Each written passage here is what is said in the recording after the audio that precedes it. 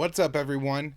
Welcome back to Conflicts of Interest. This is episode 176. I'm the host, Kyle Anzalone. A lot to talk about today, including Havana Syndrome, which is once again being pushed by the mainstream media and deep state as a way to smear Russia and China. And so I'll be breaking all that down, the reality behind Havana Syndrome, and how this is essentially our deep state organizing and pushing a campaign causing like mass hysteria and inventing an illness. And I'll explain how it's been done. So all that and more on today's show. The main thing I want to talk about in the intro here today real quick is the Libertarian Institute's Fall 2021 Fund Drive. We're raising money again for our great institute that was founded by Scott Horton. So of course, if you want to support his work, like the great recent destruction of the arch neocon Bill Kristol, think about donating.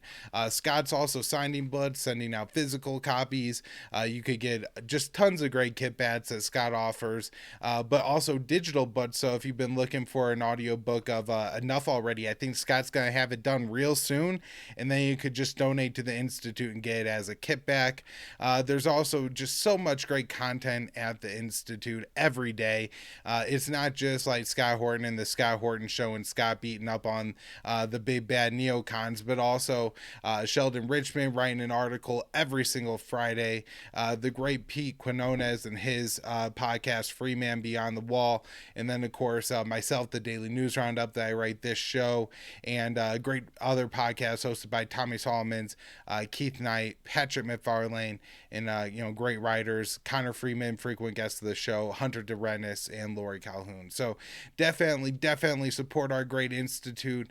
I'm sure that if you listen to the show, you probably appreciated some work by one of those people, and go over to the Institute and give us some support.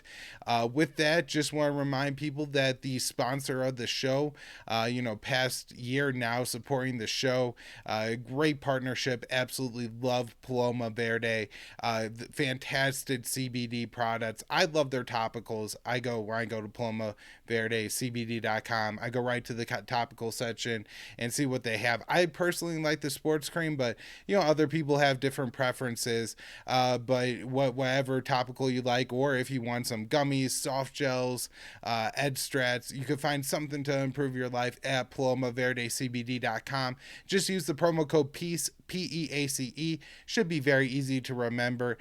Conflicts of Interest is the yellow piece stuff. Paloma Verde is the green one. They'll get you your good CBD products and help you feel better. Again, promo code PEACE saves you 25% and gets the show kit back. All right, now let's get into it and start off by talking about Facebook. And there's the big whistleblower story, and I'll touch on that and get into that. But I think the most important thing about Facebook that's come out in the past couple of weeks is actually this article by Sam Biddle, and it says revealed Facebook's secret blacklist of dangerous individuals and organizations. And we'll just get right into it. This article was published at The Intercept, and anybody who listens to the show knows that sometimes they publish some definitely deep state propaganda. Other times they allowed their journalists to post actual information that was importantly uncovered, and this is one of those cases. And so this list was initially called the organizations with terrorist or violent history, and it was formed in 2012 in response to Congress and UN pressure, basically saying that Facebook was helping to increase the reach and the platform of violent extremist groups. I think mostly they were thinking of Middle Eastern terrorist groups, Al-Qaeda, ISIS, etc. But since then, it has become the dangerous individuals and organizations, and it's a list of about 4,000 people and groups that include politicians, writers, charities, hospitals, hundreds of music acts, and long dead historical figures. This list is 4,000 names organizations long, and so it takes a long time. I only had a chance to look through it a little bit. Viewers of the show will know and recognize, they have groups like Houthi and Hezbollah and the IRGC on the list. Any group that they say is tied to the IRGC, it largely seems to resemble, at least in part, a list for U.S. sanctions, and so that may be a part of it as well. Of course, they had, I found, the major Al Qaeda and ISIS figures on the list, but also names like Abu Zubaydah, which is somebody who may have had some ties with Al Qaeda pre 9/11. At the same time, has been tortured horrifically at the hands of the United States and held as essentially, indefinite detainee in Guantanamo Bay for the past 15 years, I guess, after being tortured around the world for the first 5. And so, not being able to discuss him and just putting him on this list seems rather disturbing. Now, it's interesting because there was a battle to get the names on this list pre what would be pre-release, a couple of days ago when Sam Biddle put this out, and Facebook didn't want to put it out, and they cited fear that it would put targets on the back of their employees that put together this list. And, in some sense, you could definitely see that, like, hey, if you end up on this list, it's going to hurt your organization's reach. And so there may be some anger. Now, there may be some anger is far different from an actual threat. And according to this article from The Intercept, that Facebook didn't indicate that there was any specific threat. And in fact, the Facebook Oversight Board actually voted in the past to have this list published, and it hasn't been. Honestly, I didn't see anything on the list that was shocking to me, and I think we all knew that this existed, right? We know, me and Will know, that when we do podcasts like the rise and fall of ISIS, that isn't going to get any reach on Facebook because Facebook doesn't allow independent media sources to talk about those topics. And so that's why on Facebook our videos get literally like 2 views when we upload them. It's absolutely unbelievable, and it's just because it's suppressed. If you put because we write accurate descriptions for our shows where we talk about, hey, we're breaking down like the sanctions on the IRGC. I think we're providing very valuable news content, and yet just the way Facebook works, everything that talks about gets swept up. And there's some interesting analysis on from somebody who's probably faced a little bit more of the censorship than myself and Will Porter, Rania Khalek, saying that, like, when she traveled to Iraq, she took a picture of a billboard that had Qasem Soleimani and al-Muhandis, who was the leader of the PMF in Iraq, and Hasha al-Shashabi, and a very important figures for Iraqi Shias at the very least. And she just took the picture of the billboard, and I think it was very important as a news reporter, as somebody who commentates on Iraq. I think it's very important to be able to see that and understand that that's how the Iraqi and the Iranian people feel about these people that the U.S. assassinated with a drone. Now, we may think that they're terrible, and whatever accusations may or may not be true. The list of their war crimes is probably far less longer than most U.S. elected officials, but nonetheless, they are probably somewhat bad people. But at the same time, how the Iranian people feel about them is important news, and it's important for the people of the United States to understand. And so I'm very happy when Rania Khalek takes that picture and posts it, so that I could see the feeling and the sentiment in those countries, and know in part how people are going to react to the United States. But this is the exact kind of thing now being suppressed. This was mostly, at least it seemed to me, like and again, I couldn't break it all down. I didn't look. It just the amount of pages I had scrolled through with groups with Arabic, Muslim, Islamic names was very, very, very long, and that may in part be that this list was initially started around these groups, and so now just any of them get swept up, or there's more debate. But there were also a lot of groups that I think, again, I didn't like Google every single one of them, but like the Louisiana Historic Militia or something like that. I guess I don't need a actual like to look up every single one of these groups to know that these are generally targeted groups that Facebook are going to say are like white supremacist or white nationalist extremist or something like that. And so there's a lot of that on the page as well. So I think that's what I have on this. But again, I think it's very important news, and for anybody who covers a lot of foreign policy and who can't get any traction on Facebook, this may be at least a big part of the reason why. Now, there is the Facebook whistleblower, as she's being called in the U.S. mainstream media, Frances Houin, I guess is her last name. I'm probably butchering it. My bad on that. But anyways, she delivered testimony in front of Congress. I read through some of what the mainstream media thought the highlights of her testimony were. This is, the treatment that whistleblowers only like Eric Charamella get, right? This is what happens when you are an official whistleblower, not when you are somebody who's actually telling an interesting story that the people really need to hear.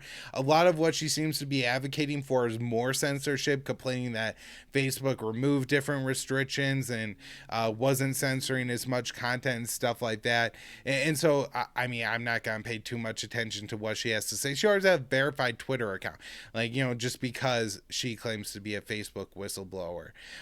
Now, there was this interesting interview with a woman named Sarah in Australia who had formerly worked for Facebook, and she had a pretty interesting story to tell where she said she was fired. I guess it's not exactly clear what she was fired for. I don't know.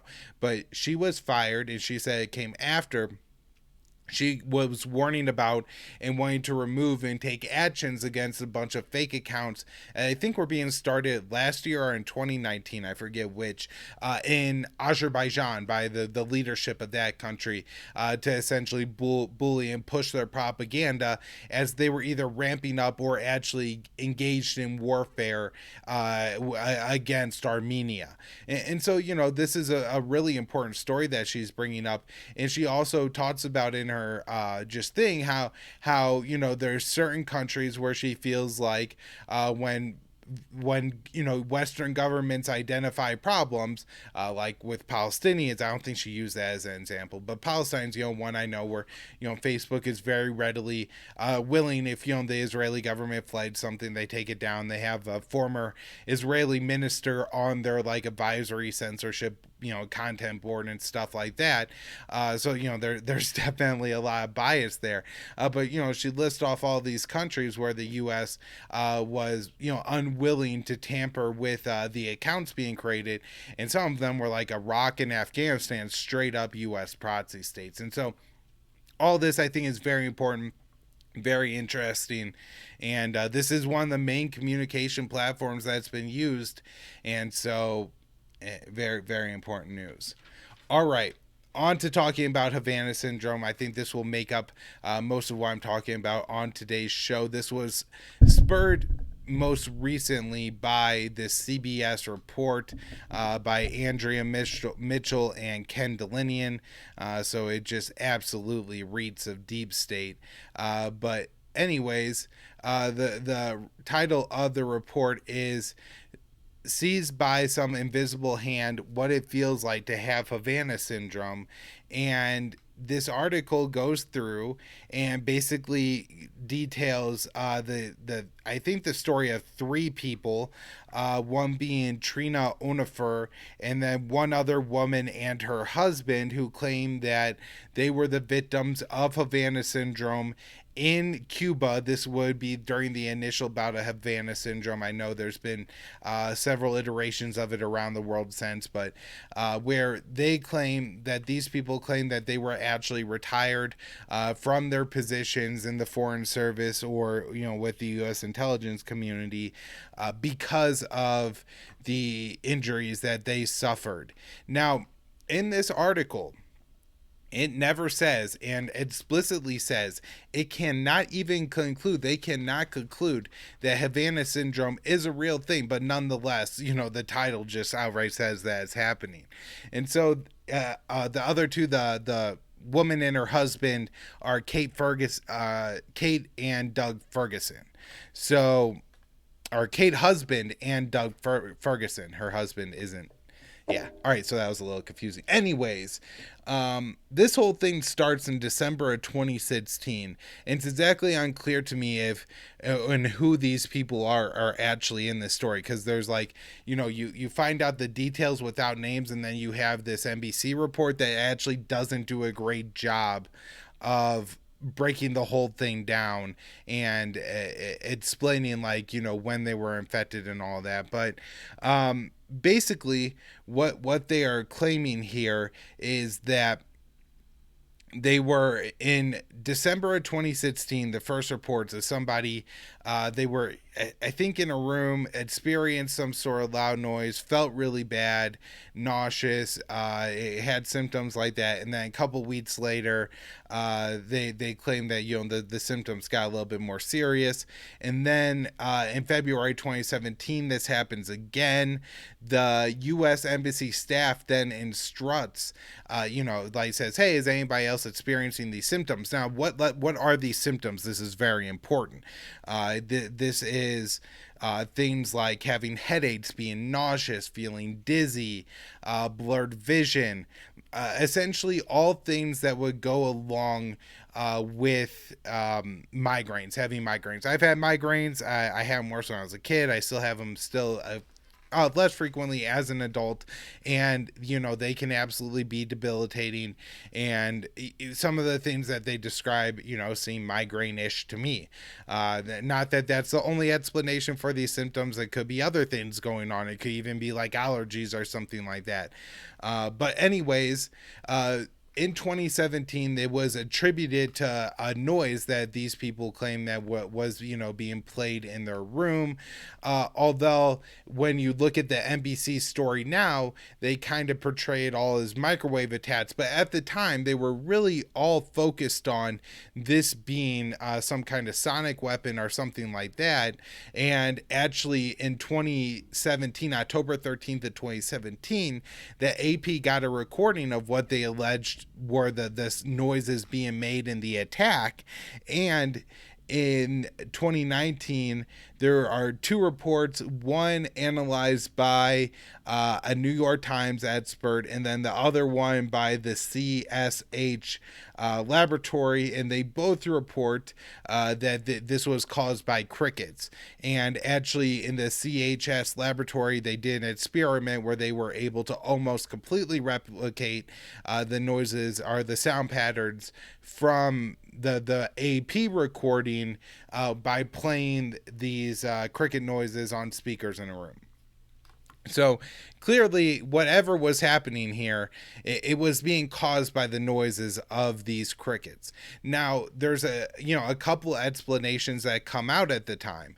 One is that people were being maybe subject to some kind of sonic weapon, or that this was essentially a psychosomatic thing where, because you're told to look out for feeling nauseous, having headaches and stuff like that, and these are such common symptoms, you can find a time where you feel like you're experiencing this. And so then you have, I think, a couple dozen people in total in Havana come down with quote unquote Havana Syndrome in 2017.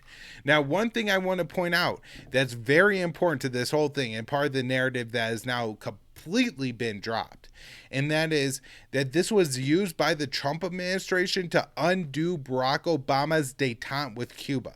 This was a very important move that Barack Obama had made, very bold, important. And what the Trump administration did was seized upon these vague reports and cases to claim that either Cuba was unable to defend America from whatever attacks were happening, couldn't really specify them, or that they were, involved in the plot against them. Either way, we have to get and Cuba isn't acting in good faith. And this actually is what leads to the cycle of the Trump administration removing and going back on Obama's détente, including removing the huge amount of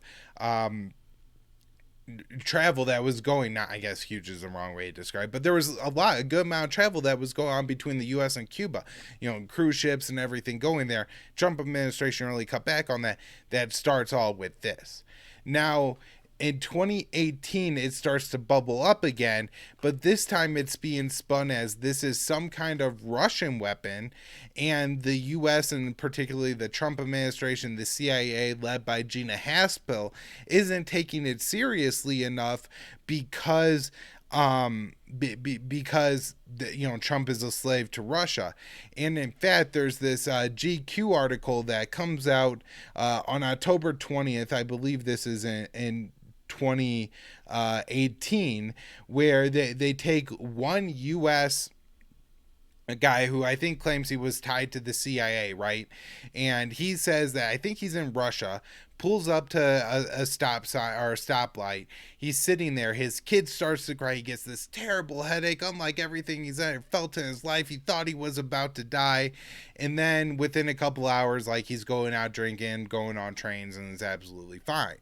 And at the time, the reaction from the U.S. government, the Trump administration, was, we don't think this guy experienced Havana Syndrome, but he claimed he did. He went and talked to the press, and the press actually pushed this over over the thing. Now, Alan McLeod debunks this in an absolutely fantastic article, and I'm hoping to have him on the show soon to talk about this in more detail. We'll spend a whole hour breaking it down because it definitely deserves more time.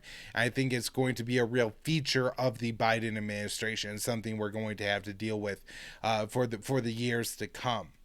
Now, then let's see. I guess we should talk about this BuzzFeed article on the CDC report first, because I think this is a little bit of an older story here. And this says that medical records can't explain Havana Syndrome, a buried CDC report says, and this is coming out at the time. So during 2018, there's reporting from the CIA that Gina Haspel wasn't taking this seriously, that the CIA wasn't looking into it more, that they didn't think it was a real thing. And also there was, this is a 2019 CDC report that was obtained by BuzzFeed that goes through and basically says that the CDC doesn't see a reason to study this further. This was from 2018 in the Cuba Unexplained Events investigation. It was buried in a report that BuzzFeed got in 2019. And so, this doesn't even come out as it actually is. But one of the things that the CDC report points out, and what actually a listener came back to me with last time, they said, Kyle, you're wrong. This Havana Syndrome thing is real, because there's reports that people got brain trauma or brain damage that resembled concussions, is what they say. Now, the important thing that this CDC report shows is that there's no before to compare it to, and so you can't say it happened for that reason. Somebody could have hit their head, drank too much. There's a lot of explanations for how somebody could have some brain trauma, and so you can't just say, this person has brain trauma, they experienced this in Havana, ipso facto that this is Havana Syndrome, and and that's what the CDC points out. They also say that based on the time period in which like the questions were asked, so like a couple years after the alleged cases of Havana Syndrome happened, asking people to describe their mental decline 2 years ago is a very vague and hard thing to ask people to do based on how memory works and everything like that. And so people are actually kind of bad at describing their mental decline, and so there's no real way to have any data to show that this is at all a thing. And that's what the CDC points out here. And yet again, this is what NBC is basing their recent reporting on, are people involved in this investigation. This isn't even made clear in the NBC News article. Again, in this article, despite the title that very clearly states that Havana Syndrome is a real thing, that people are suffering from the symptoms of it, when you actually get into the article, they make it very clear that they don't know if Havana Syndrome is a real thing. Now, let's see. I guess it made sense. We could go ahead and talk about, I think the problem here and the mistakes that were made, where when the U.S. initially in 2017 went to the State Department employees and was like, hey, is anybody experiencing these symptoms? And since they were so vague, it allows very easily for everybody to say, oh yeah, I've experienced those things, because everybody experiences those things, right? These are just common, I don't know, you can't even call them like ailments or anything, but just things that happen. People get headaches, people get nauseous, right? Like, like you're in like a different kind of travel. You're in a really different environment if you go from like being very rural to very city or the other way. The noises that are made, like how loud crickets could be, is unbelievable for people who haven't been in like a rural enough community to understand how loud crickets could be. And so I think that like plays a huge part in this. And I said that this was going to happen on the show when the Biden administration, William Burns came in as CIA director. They said, we're going to really investigate this, and we're asking everybody if they've had these symptoms. And yes, everybody's had these symptoms. So now they've drummed up like 200 cases all over the world. China, Moscow, Hong Kong, Colombia, Vienna. And what do all these places have in common? It's very easy. Hanoi, right before Kamala Harris was there. It creates a very easy situation to drum up any kind of propaganda story you want. Want to cancel meeting with Iran in Vienna? Then, you say the diplomats there had Havana Syndrome. You want to make Kamala Harris look like a hero? 4 diplomats got Havana Syndrome. Kamala Harris went to the country anyways. You want to make Biden look tough, you say he's standing up to China or Russia on this, because it's all fake. They don't know even vaguely what's causing this. They say in the NBC article it's a microwave weapon or an energy pulse weapon or a sonic weapon. These are all vastly different things that would create vastly different problems and look and sound really, really different. And the fact that everybody is just like, going along and using all these crazy futuristic terms and believing in sci-fi, it's driving the media cycle, and it's going to allow America to adopt a more aggressive foreign policy against several countries. Now, we also learned from BuzzFeed recently, and I think they obtained this report through FOIA, about a declassified State Department report says microwaves didn't cause Havana Syndrome, and this is in 2018. Again, remember, this is by the State Department that was with the Trump administration using Havana Syndrome in 2017 to destroy the U.S. relationship with Cuba. When they looked into this with their scientific advisor, Jason Board, they were able to discover that it was actually crickets, and it was likely psychogenic mass psychology effects that played a role in this. And this is what they judged to be highly likely. And so any other time the U.S. intelligence community has even a moderate or low intelligence is reported by the mainstream media as fact and gospel. And this time, when not only do you have the reporting from the CDC, but you also have it from the CIA and then verified in independent labs and experiments. And also, it just made sense that this is the case when you talk about these vague symptoms, that you have evidence and proof here, and the U.S. mainstream media is choosing to ignore, to pursue a conspiracy theory fiction in order to demonize Russia and China. One of the things in the NBC reporting is that it says that we don't know what actors is carrying this out. Adam Schiff is getting in on this. Captain Russiagate is big on this, saying that it could be a multitude of enemies. And they actually passed and by and signed into law the Havana Act to investigate this more. So this isn't going anywhere. And we have to be able to combat it. And they could use a lot of like, oh, trust the science kind of stuff. But when you actually look at what the scientists have said on this, it's completely anti-Havana Syndrome existing.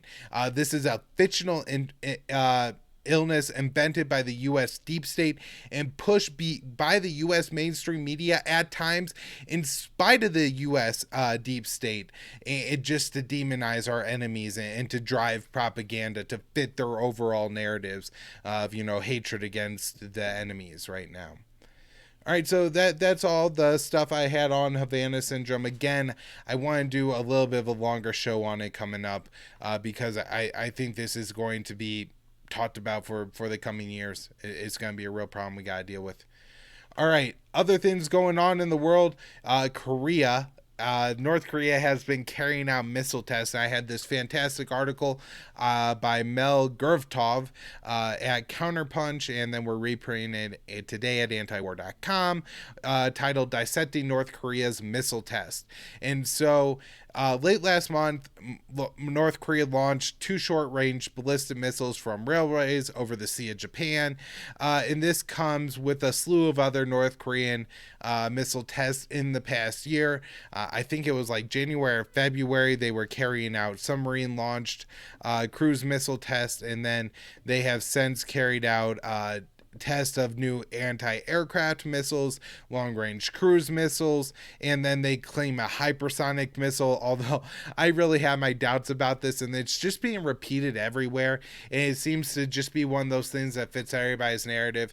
North Korea lights everybody thinking they have big-ass badass weapons, and the U.S. wants a reason to drive more of their hypersonic missile technology, and so saying, well, North Korea has it, is a very good way to get Americans to throw their money at a problem.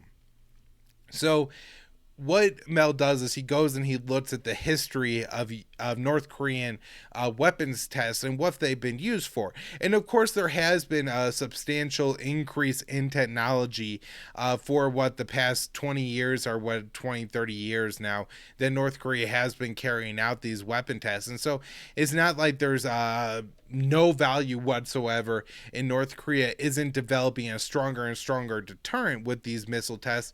But also there's another reason for it, and that's to put North Korea in the news cycle and push other countries, mainly the U.S. and China and South Korea, to deal with North Korea and essentially its strat concessions. And so Mel speculates that China, on the China issue this time, North Korea is pushing for more aid, thinking that, if China wants them to be quiet, they carry out a bunch of missile tests, China will give them a bunch of aid to be quiet. And then on the U.S. side, I think there's quite a few things. One thing I don't think he highlights this in the article, South Korea wants attention, but he also says, to highlight the double standards and undermine Biden's North Korea policy, which has essentially been to put North Korea on the back burner.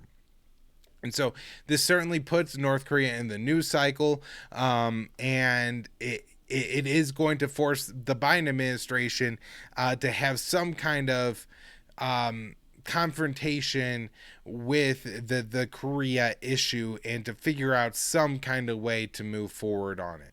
And so I don't think what North Korea is attempting to signal here is that they want war. I think that's the last thing Korea wants. I think they want to make sure that they have enough of a deterrent capability that they feel that they could inflict enough pain on the U.S. and its allies, including Guam, Japan, South Korea, to prevent the United States from attacking North Korea, because the North Koreans are not insane or crazy or suicidal. They don't all want to die in a fiery doom, and so they just don't have the military capability to even wipe out like one tenth or 5% of the U.S. military. And so, yeah, they could inflict a lot of pain on U.S. and our allies and kill a hell of a lot of people. That is not in dispute by anyone. But at the same time, they can't win a war against the United States, and the North Koreans definitely know that. And so this is not necessarily a war-provoking move. It's looking to get tots out of the United States and to move away from essentially North Korea's position in the world as an isolated nuclear power. And I think to, at least get sanctions lifted so they could have more trade with South Korea and China at the very least, and probably Russia too. Let's see. I think that's pretty much it. At the end, Mel makes the absolute perfect point that, with all this, the Biden administration to look forward, not with a military response, not with more weapons tests, anything provocative or hostile, but rather to move forward with a offer of diplomacy, or just to ignore it. And maybe if you don't want to offer North Korea diplomacy in response for this, ignore it for a couple months and then try to go back to the diplomacy table. Now, there's this good important article, I think it's in I forget what, Stars and Stripes maybe, that is South Korea and the president, Moon Jae-in, is making a last-ditch effort to formally end the Korean War. And this is something that he's been trying to get done for essentially the last 4 years. I think he came to power 4.5 years ago now, with a huge mandate, and really tried to get something done with North Korea in that time, and was consistently undermined not only by Hots in South Korea, but mainly by the United States and the insanity and reckless and stupid Trump policy that at times extended an olive branch and offered what seemed to be meaningful offers of negotiation and potential to move forward in a way with North Korea. But then at the last minute, of course, was Trump allowed himself to be seduced by the war hawks like John Bolton and offer absolutely nothing to the North Koreans. And so this has really undermined the Moon Jae-in administration. He will exit office come March and cannot be reelected, the way the Korean constitution works. And so he is sending some of his top advisors to the United States, I guess, to try to make sure, his main concern is making sure that he has room in America to get this done. It's not that the North Koreans, the Kims, are just so insane that you can't deal with the people. The issue is that the Biden administration is so insane that they'll undermine anything good that the South Koreans try to get done with the North. Kim Jong-un's sister, who is now kind of a spokesperson for the government, Kim Yo-jong, said that the North Koreans were encouraged by what they're hearing from South Korea. However, I don't think they have any particular amount of optimism anything is going to get done. It doesn't seem like they were jumping at any kind of, we think this is a real major shift in U.S. and Korean policy or anything like that. So yeah, I mean, I think that about covers it. Again, I'm not expecting anything to get done, but it is important when you see around the world the places where people are trying to create more peace, and it's the U.S. getting in the way of that. Just so interesting. Now, one other thing, and this kind of comes with the North Korea piece and pointing out the U.S. hypocrisy. They carry out their weapons tests, the U.S. condemns it, and then when the U.S. carries out our own weapons tests, it's just applauded, and it's a great, sanitary, hey, we're just showing off the new cool technology that we have. Anyways, the U.S. is attempting, or will be, I think already now, tested the precision strike missile, which has been developed by Lockheed Martin. They're going to test it at a range of 499 kilometers to 500 kilometers, and it's going to have 200 longer range than the current generation of the Army's artillery rocket. They already tested this thing in May, and it flew 400 kilometers. All right, so the U.S. has carried out these two missile tests twice, but of course, every time I read an article on North Korea, I don't see, well, the U.S. was carrying out their own missile tests, and actually, South Korea has been carrying out missile tests recently as well. But anyways, this missile that they're using the code name of a Prism P, lowercase r, capital S, capital M, is what they're calling it, and the Army is going to buy at least 2,400 of them from Lockheed Martin, and they want to have them in the field by 2023. I think these are going to be used in the Army as part of their build up to try to be more in the territory and the plan to confront China, getting a part of that good old grift. Now, this article from Defense One has some other interesting notes in it, like talking about arms companies such as General Atomics, worried about losing like part of their market share in the Pentagon here as they transition away from Afghanistan and Iraq and more to the Pacific. And so they had a recent trade show where the General Dynamics showed their Gray Eagle drones, which are just Predator drones for the Army, with different kinds of radar, missiles, and stuff like that, and they're trying to show the Army that, hey, these could be useful in the South China Sea, around Taiwan or something like that, to try to sink Chinese ships, try to locate Chinese ships, playing radar, or to hit small islands with missiles, that kind of thing. And so we're seeing a major shift, not only in the Pentagon, but in the U.S. military industrial complex with it, as they try to develop technology to make sure that they could continue to get on the Pentagon grift and make sure that they're getting that money. Now, there's also another thing in this article that I think is actually even more important than that, and that is the Pentagon is looking to offer our allies more deferred payment plans than in the past. In the past, we are able to offer our allies, we'll pay for it, right? So, you could have these Patriot missiles, we'll pay for it, but by the end of the year, or by a year from, I guess, year to date probably, you had to pay back 100% of the cost. Now the Pentagon and the State Department are looking at opportunities of how they can spread the payments out, a loan type situation, beyond the delivery of a piece of equipment. And so they're going to make it so that they could sell Iraq a bunch of F-35s. They'll pay for them 20 years down the road. The American people will never get paid. Lockheed Martin will get paid right away, and eventually the American people will be left on the hook for that payment, I'm sure. And so this sounds like an absolute disaster, and I really hope that if this ends up in a bill or something, we could take some time to oppose it, although it may just be the kind of thing that happens behind the scenes. All right, some stories on Israel here. Talking about Israeli apartheid in use a little AOC language in the micro and in the macro. In the micro, first, you had these two young boys who were beaten up and just treated poorly by Israeli troops. And it's just, goes to show how Israeli children are treated worse than dogs. You have here Mohammed and Mustafa Amiri, and they are, I think, 15 and 13 years old.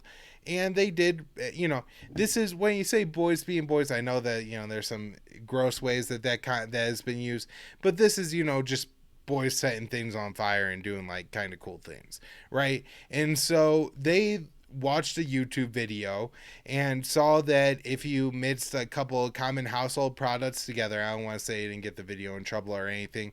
They say it in the article, I'm sure it's fine. But if you mix a couple common household items together in a plastic bottle, shake it up, throw it, like 10, 15 minutes later, it's going to pop, it's going to smoke, and I don't know. I when I was a kid, I watched, a couple guys make them and do it. It looked kind of cool. I thought it was really neat as like a 12-year-old. but it's almost more of a science experiment than in any way a weapon. Now, like, the kids could have hurt themselves. I'm not saying, like, I would enjoy if, like, my children, if I had them, were out there doing that. But, this is one of those situations where at best, like, the police take the kids home and they're like, ma'am, your kids were out doing something dangerous. But that's not what happened, of course. So what happens is, they set off their little boom things, and then the IDF shows up, and they use some like military tactics to flank these two kids, which was just completely unnecessary.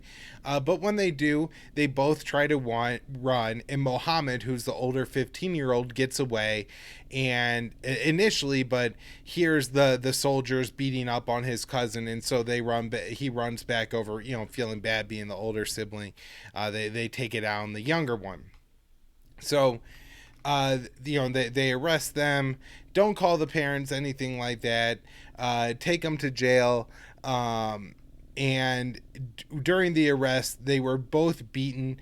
Mohammed was grabbed by the ears and repeatedly headbutted with a helmet, and Mustafa was punched in the face. And if you're looking at the video, you can see a thing here. It's apparently these pictures were taken 2 days after it happened, and you can see that a good half of his face is fairly still swollen and purple. This little kid was definitely beaten up by the IDF. They claim, I think he fell while he was trying to run away or something like that. So they question these two boys again, 15 and 13 years old. Parents aren't there or anything like that. They're being questioned by, like, the equipment, the equivalent of the Department of Homeland Security. This isn't like, the local sheriff asking what's going on, somebody they're in any way familiar with or anything like that. They also, let's see, then they were denied food. They weren't fed until the next morning. So this happened, I think, at about 5 o'clock p.m. They weren't fed until the next morning at 9 a.m. Absolutely horrific thing to do to kids. Like, not that they're necessarily going to starve to death or die of deprivation, but why would you do that to children? You offer them food. You're nice to them. They essentially label them as terrorists. They force them to relieve themselves in a field rather than allowing them to use the bathroom like the way you treat human beings. Hours after they were arrested, Mohammed, seeing something he saw on TV, asked for a lawyer, said everybody in the room looked really surprised when he did and didn't really know how to react. But then they didn't let him call his family, but they called his family to say that, hey, if he's arrested and he's asking for a lawyer, which, the family up till that point actually didn't know over these 4 hours what had happened to these two young men who are cousins, not brothers. So I guess during Mustafa's initial questioning and being beaten, they forced it out of him that there was actually a third person there named Yusuf. And so when Muhammad was questioned over and over again, they kept asking him about this Yusuf. Muhammad, even though they allowed, the family to find a lawyer and everything like that, he was questioned before the lawyer got there. Yusuf, was not a real person. Whenever you torture a young person, they're gonna make something up. That's, they want to stop being beaten, they'll tell you whatever the hell you want to hear, right? That's why you don't beat little children. So they while they were detained, they also had their fingerprints and DNA's taken. Mohammed says that when they were put in prison, they slept on a concrete floor. They only had a thin mattress that was wet and a thin blanket.